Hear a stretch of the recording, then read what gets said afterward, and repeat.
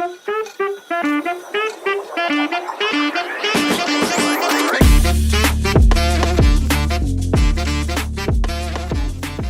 welcome Coyotes to our first episode of the Coyote Podcast. So we're super excited to be launching this new podcast. It's going to be a great way for us to have student voices heard, staff voices heard, in a very informal, conversational style. So I'm thrilled to be joined today with two of my leadership students. Not just any leadership students, these are my president and vice president. So we have with us our president, Galilea Padilla, and our vice president, Eva Zazueta. Welcome, guys. Thank you. Yeah. So the reason we wanted to have them on, and forgive me because I'm going to be going to my phone here and there to check my notes. Our internet's down today, just a perfect day to film a podcast. But hey, that's part of working in a school district. Yes. But the reason I wanted to have you guys on here today is because as president and vice president, I feel like you guys are the first voice of the student body. It's kind of your role, right? You're speaking on behalf of the student body, so I figured we could get some of your insights. Not only are they president and vice president, but they are also the ones who lead all of our rallies. So they have a unique perspective because they're the ones out in the microphone in front of the whole school. There's a lot that goes into planning of rallies and putting on the rallies. So a lot of good stuff to hear from you guys. But before we get into that, I just want to start out really quick, just recap of today. Peaks and valleys of the day. So highs and lows. Let's start with Gallie. Go ahead. What was the best part about your day? We did this at the dinner table at the McDonald's house. Let's hear it. So am I going to get a cheeseburger with that too, or what? Did I even introduce myself? I'm Mr. McDonald, by the way. First podcast. We're flying by the seat of our pants here. Anyway, continue. My peak was winning the semifinals, so we're going to the finals. Heck yeah! So for those of you who don't know what we're talking about, we have our house system here on Inter Middle School. And we did our house basketball tournament. So each house produced a basketball team, and we're doing a basketball tournament. And Galilea happens to be in my house, House Amethyst. And we happen to take on Ava's house today, House Onyx. And Gallie and House Amethyst got the dub. So we are moving on to the championship round for 1,000 points. Yes. So that was a high, absolutely. And what about a low? Well, I got to think about this. Do you have lows? Oh, yes. Okay. Having to go outside for the fire drill, and it was freezing. Fire drills in the cold. Nothing you can do to get around that, right? I don't think the fires are going to wait for the temperature to be right. I would. But anyway, okay. So thank you. Ava, what about you? Highs and lows? I would probably say the basketball tournament too. As your high? Yeah. There you go. go. Fun to watch. Win or loss, we have fun, guys. That's what it's all about. Yeah. Okay, that's a high. And then my low, probably sixth period. It's pretty boring. Oh, yeah. Sixth period's pretty boring. Oh, no. Well, without... That's okay. Oh, yeah. Yeah, because we have staff members and students tuning in, so we're not going to give away which class happened to be boring. Every class is boring on some days, guys. That's just... Sundays. Some days. Oh. That's just the way of life, right? So maybe just an uneventful sixth period. Very nice. All right, so that's going to kind of propel us into now our actual interview, student body vice president and president. My main question, what was the choice, what made you guys want to take on these roles? We'll start with Gallie. Oh, God. Wow. What made you want to be a student body president? I don't know. You want to come back to you? Yes. All right, Ava, what about you? What made you want to be a VP? I guess it just sounded like a good idea at the time, even though I didn't really. At the time. Hold on. Oh, I got it. I think it came back to me. All right, you want to take over? Go ahead. Go. All right. I wanted to do it because, like, it felt something that was, like, outside of my comfort zone, and it was nice to be able to do it with a friend that you can relate to. And then we'll also have Annabelle over there. She also, like, joined us, and I feel like it was going to be something fun that we can take on, like, a project, and hopefully it would make our school community better. Okay, so an opportunity to make school better. Yes. You say, what about it seemed like fun to you?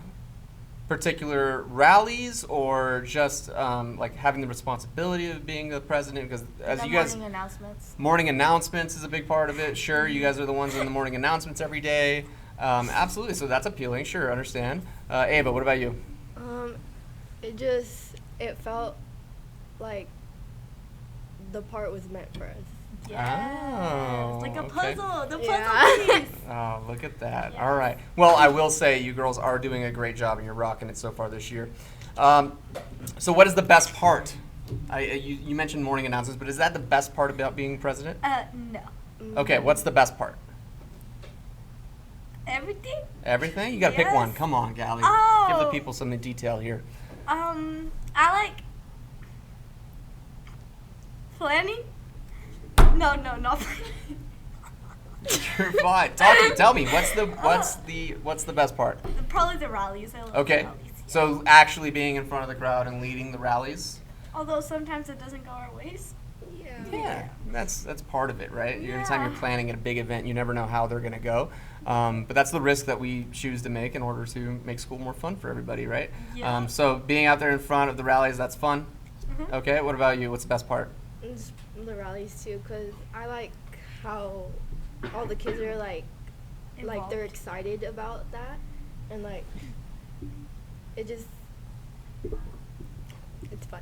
Yeah, right. I would Yeah, agree. honestly. So, just a little history from my perspective. I've been doing ASB leadership activities director for I think this is my 6th year, and we have really seen a transformation in our rallies. A lot more participation. I think a lot of that has to do with the house system that we implemented. We set kids into 4 separate social houses.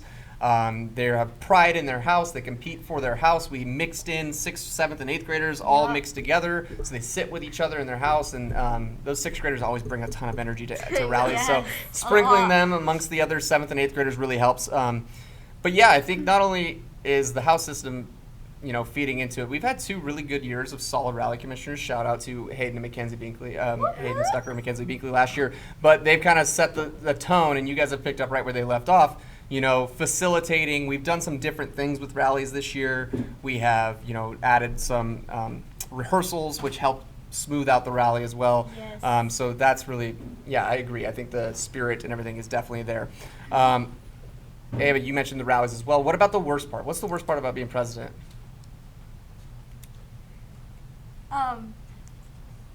Bye. So I think the worst part, well, it's not really a bad part. It's just like more, you have to just, I don't know how to explain it, Like, yeah, Yeah, so we all get that, obviously, right? So totally relatable, Gallie. Thank Yes. you. I'll let you think about it a little bit more. Ava, what about you? Do you got a worst part? Having to speak in front of everyone, like the rallies and the end of the year speech.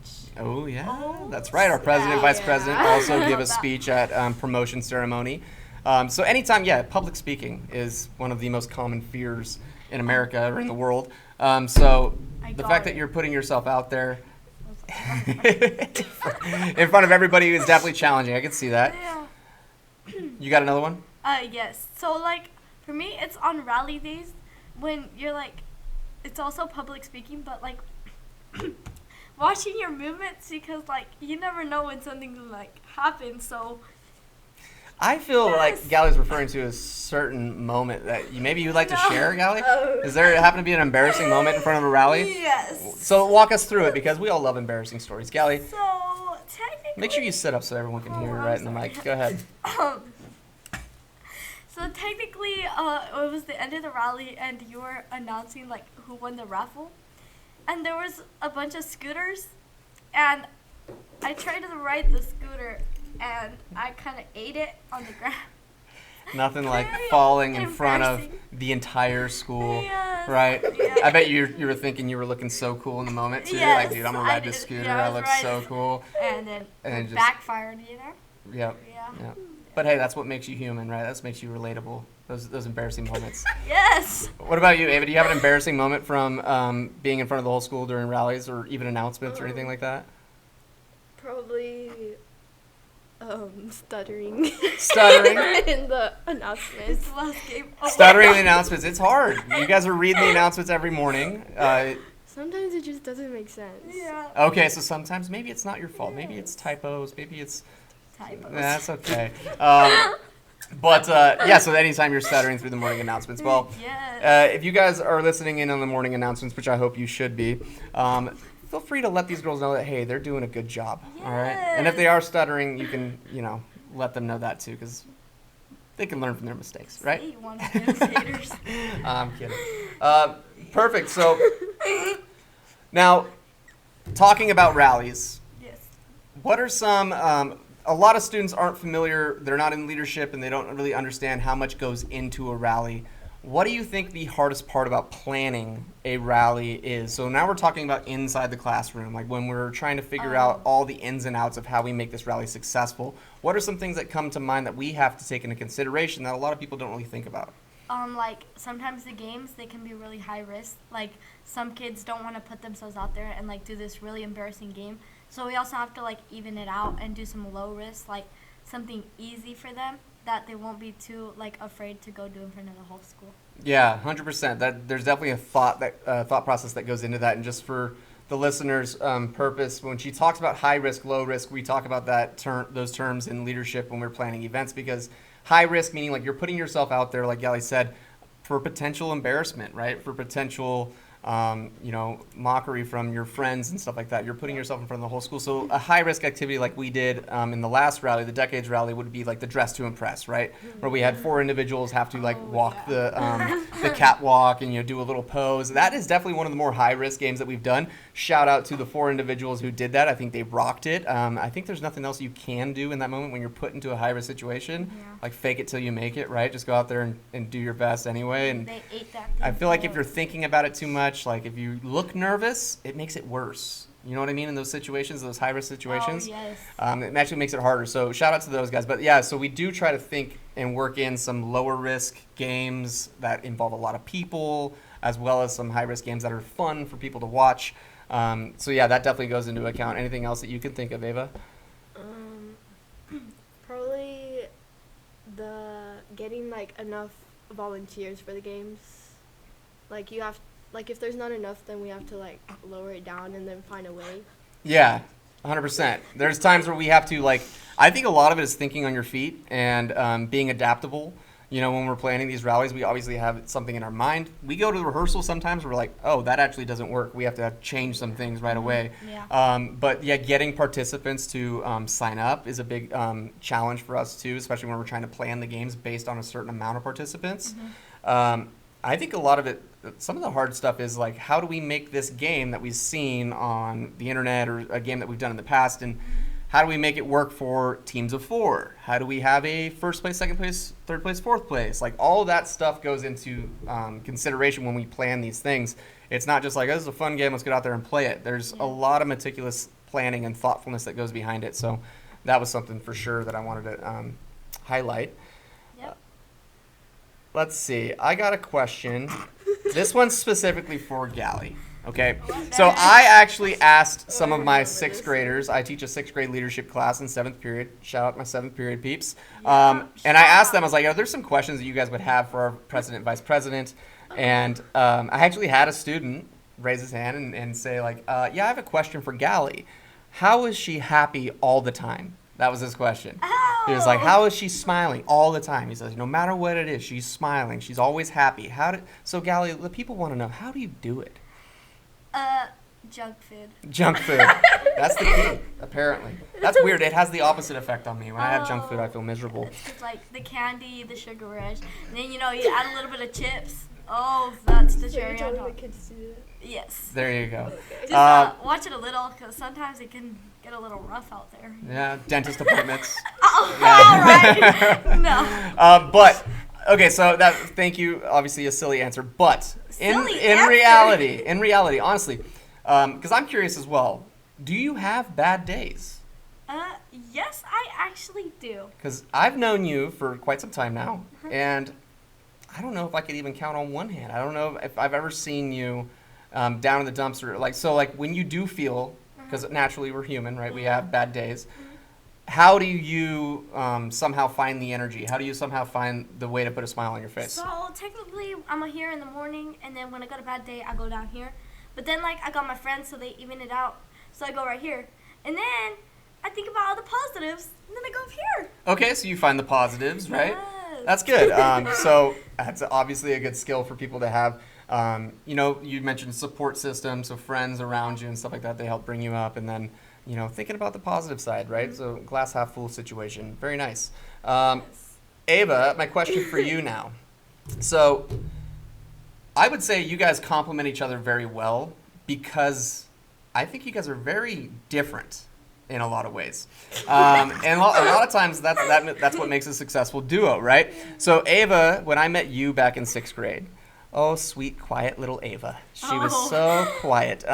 It was like pulling teeth trying to get this girl to have a conversation with me. But it was one of my missions. I was like, I'm going to break through the shell. I'm going to get Ava to talk. I'm going to break her out of her shell. And I would say you've definitely done that. So kudos to you. I mean, a lot of time in leadership. You put yourself out of your comfort zone. And I think that's really great. But my question for you is, coming from someone who's been very quiet and reserved in the past, what drove you to get out of your comfort zone and put yourself in front of the whole school on every morning announcement, rallies, etc.? So what was the driving purpose behind that? Probably my friends. Like Gali, she would always like push me to do stuff. Okay, so a little bit of like peers rubbing off on you. Yeah. And, well, it's good to know, like, whenever you have high risk situations, you know that you got friends that got your back no matter what, right? That helps. I got your back, fool. That's good. That's good. So just having that support system. Yeah. Okay, helps. Yeah. Very nice. But speaking on behalf of the whole student body, this is a question now because we're trying to make this podcast about, The school. breaking down the walls between students and teachers, right? How do we make it more personal? We want student voices to be heard. We want teacher voices to be heard. We want to cover a array of different topics. But we have a unique situation because you guys are responsible for speaking on behalf of the student body as president and vice president. They elected you. These people voted for you to be in your position. So using that voice, my question for you guys from a teacher's perspective is, what do you guys think the most important quality a teacher should possess? What do you guys think that is? Being relatable to the Yeah. students. Being relatable? Yeah. Can you expand on that? Like, how so? Because I feel like when the teacher's like fun and like engaging with the students, I feel like that's when most of the students get more out of the subject as well, and it makes it a fun class for them, like a class that they'll like be expecting to be fun already, and they won't just like put their heads down and be, oh, this period's boring and I don't want to go. Okay, so relatableness, and you kind of nodded in Yeah. agreement. Is that the same answer? So what does it take from a teacher to be relatable? Just like being able to understand. I don't know. Like How does it, so Like, teachers what- might be listening and they're like, okay, well, I need to be more relatable then, clearly, to reach my students. What are some steps that they can take to become more relatable? like understanding like how the kids feel. Okay. Yeah, because sometimes they expect the kids to be able to do like 3 pages of homework each day, but they have like after school, let's say they have sports and then they come back really late. By the time they shower and eat, it's already going to be like really late, and yeah. Okay, so maybe understanding of your at-home situations and things that you have going on outside. Yeah. So I feel like teachers would benefit a lot from asking and getting to know students, obviously. We talk a lot about, as teachers, building relationships with kids. Getting to know what are some of the struggles that these kids have outside of school. What are some of the responsibilities that they have? Do you play a sport? So you get home, for instance, Galilea, I know you guys, and Ava too, you're playing softball. You guys go from school, you go to practice, right? Which is however far away, depending on what you're playing at the time. And then you get home, you got to eat sometime in the Yeah. day, right? And then you have however many hours to knock out all this homework. What Yeah. time are you normally going to bed? 11:30. Yeah, I get that. But a lot of times it takes that, right? Getting to know you guys and understanding that, that is what's on your plate, not just the school expectations, but which are important. Homework is there for a reason, right? Repetition, practice makes progress. So I totally understand that. But maybe so being more understanding, sure. Yeah. What do you think students can do to help teachers build relationships with them? Oh, like maybe the students can also be understanding like of the teachers because they also have a lot of work they need to like grade and stuff. Yeah, I don't know. Probably just like don't be as hard as them, like on them, because like they have feelings too. Okay. Like they Yeah. probably have bad days too. Mm-hmm. Yeah, they're human, right? Yeah. Understanding that they're human, like you just how you mentioned wanting teachers to understand what you go through. You also have to understand what teachers go through. They have families, they have lives outside of school as well. I've always felt, because I have a unique perspective on being able to speak on this topic, because I've built relationships with students, and I find that students are easier to build relationships with when they go out of their way to ask me about my life, right? Just like we said, teachers can get to know their students by asking about their lives. I find students who take interest in stuff that, like my personal, my family life, things that I'm doing outside of school, that's always easier for me to create conversation, which then leads to asking them about them, and that's where that bridge is formed, building those relationships. So I would say for students, if you really want to build a good relationship with a teacher, get to know your teachers on a more personal level. They're not just robots in front of the classroom teaching you lessons. They have personal lives and stuff. So if you open yourself up to getting to know them, that's going to create pathways for conversation, which will end up leading to positive relationships. So some students are very reserved, right? And it's hard for a teacher to break through when there's not a lot of give and take there. So understand that teachers are just trying to build relationships with you guys. They just want what's best for you. That's why we signed up for this profession. It's not for the money, believe it or not. Be open to that. Be open to teachers trying to get to know you. So I think that's really important. Very good. I do want to kind of wrap. Oh, go for it. I Look have at this. one more theme. I'm excited now. Actually, so this is based on like the teachers looking at the students. For the students, sometimes they get judged. Like a student can be really bad in this class, but like really well behaved in this class. And I feel like they're well behaved in this class because the teacher doesn't judge them on like who they are. Like there can be a teacher that sees a student, they're gonna be really bad in my class, but if they go in like with a fresh mentality, we can like start fresh and not think about the student as how he does in other classes, but how he's gonna do in my class. Yeah, I think that. Yeah, thank you for sharing. I think that is valuable because it goes both ways as well. Get the reputations out of your head and form your own judgments on people. I think that's just good tips for life. These students might have a bad reputation from previous years or from previous teachers or other teachers in different subjects. But if you come in with a fresh start, like, I want to try to get to know this kid, odds are you might be able to see a different side of that kid than other people see. I think the same thing goes for teachers because teachers have reputations too. You hear people from previous years saying, like, oh, this teacher's really hard, this teacher's really strict, they're really scary, right? And that might defer you away from trying to get to know teachers too. So students go in with the same mentality, clean slate, understanding that you should form your own opinion on these people. And I think that would be really helpful. Very good.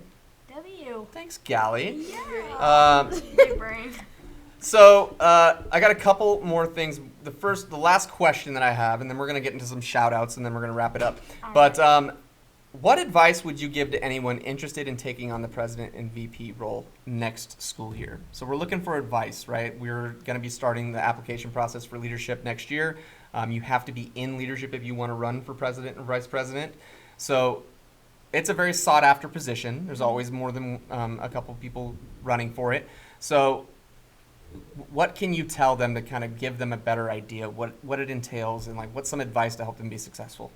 Honestly, I would say just go out there and be yourself because I feel like students like you when you're yourself and nobody else. You can't just act like somebody else so that way they can like you more.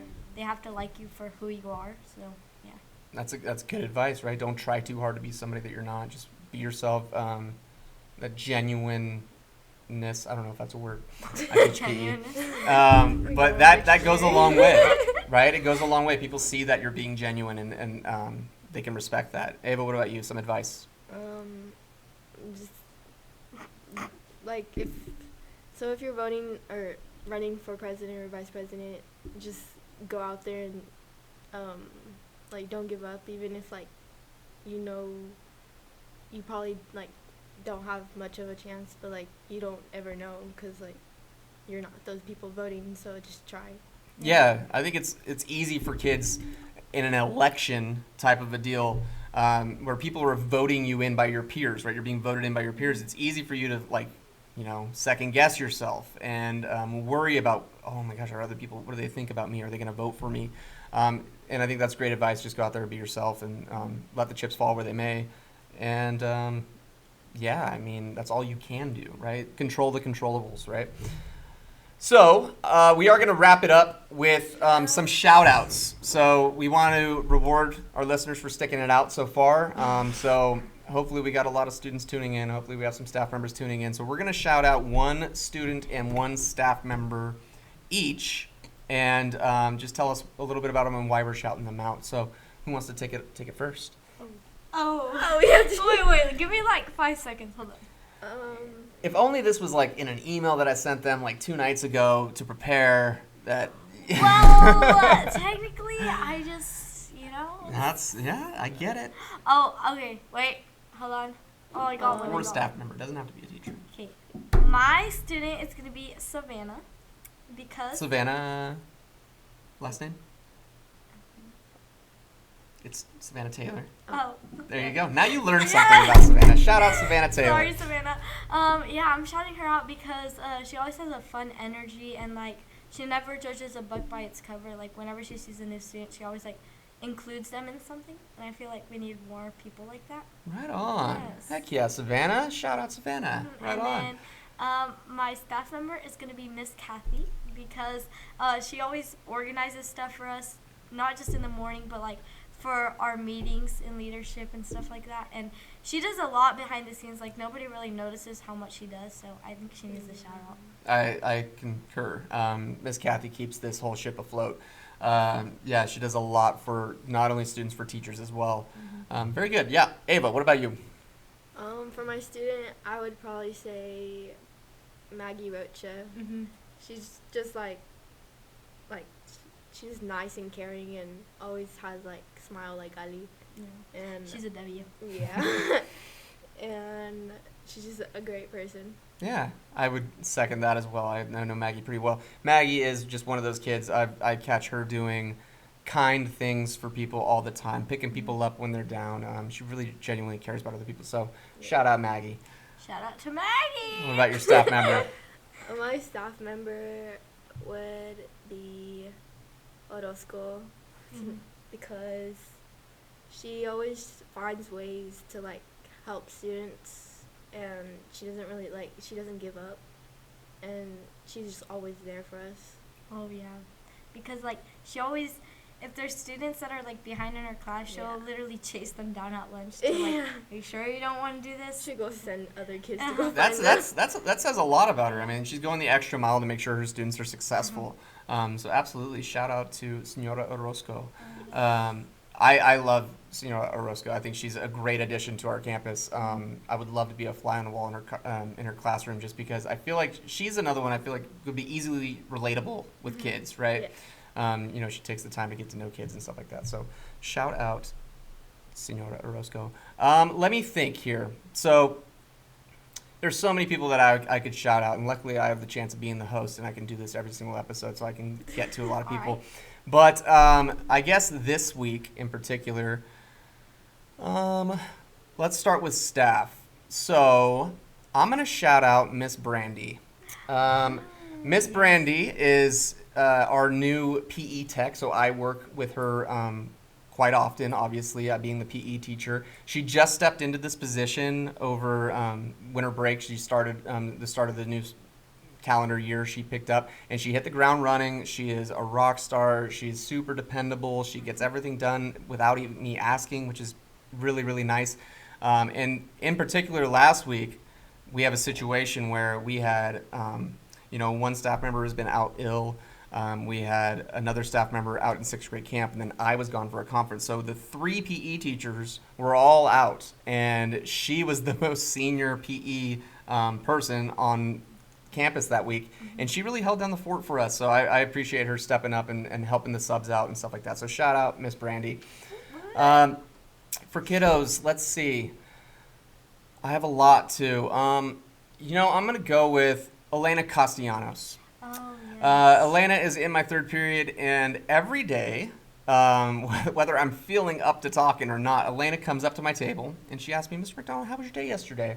And she asked me about, like I said, just when we talk about with building relationships, she asked me about what I did after school. Am I having a good day so far? Okay, I hope you have a good day. It's just really pleasant, really nice. She's also one who's, willing to put herself out there, willing to get involved on campus. She was one of our models for the Dress to Impress game, so took on a high-risk role there. So, just a great kid. So, shout out Elena Castellanos. I gotta say something. Say something. These top 3 students, W's. 1, 2, 3. Oh, because it makes a W? Yes. Look at that. These are all students that are like really outgoing and inclusive, so I can see all these. Yeah. Good. I agree with you. So, a lot of things that we're asking from our listeners in particular. Drop a comment below. What are some topics that you guys would like to see us cover in future episodes? It's not always going to be Gallie and Ava. We're going to have some different guests come on. We're going to have athletes, coaches, teachers, admin. I would love to get a lot of different guests to come on and cover a lot of different topics. But what are some topics that you guys would like to see, those of you listening? And, drop a comment and maybe some questions and we can answer on air. We want this to be very interactive, this whole podcast thing. So I want you guys to feel like you're a part of this as well, those listeners. You are a part of this. That's right. But before we wrap up, I do want to thank my guests, Ava and Gallie, and I also got to shout out our producer over here. Annabelle, come over here. We have Annabelle here helping out. Just come on, show your face. Show your face, Grandma. Show your face. Annabelle's sitting here donating her time after school to help make sure this all runs smoothly. So, I appreciate you guys donating your time after school. And we'll see you next time, guys. See you next time. Ready? That'll do it. Cut. We should have done some ASMR.